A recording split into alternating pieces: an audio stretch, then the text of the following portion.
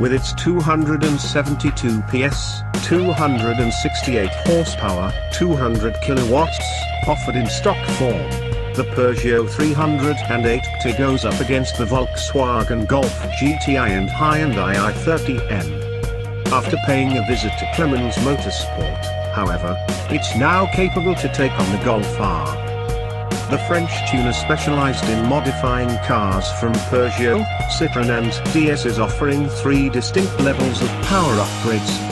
The first one lifts the output to 290 PS, 286 horsepower, 213 kilowatts, and 360 Newton meters, 266 pounds-to-foot, of torque by optimizing the engine control unit, ECU.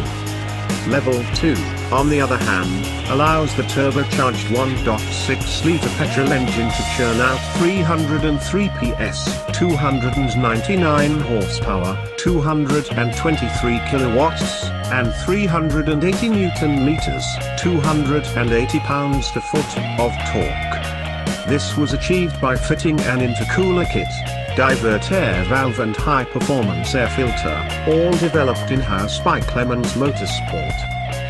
The hottest offering is Level 3, which delivers 310 PS, 306 horsepower, 228 kilowatts, and 400 Newton meters, 295 pounds-to-foot, of torque, by modifying the air intake with a new air filter, and adding a 70mm stainless steel exhaust system.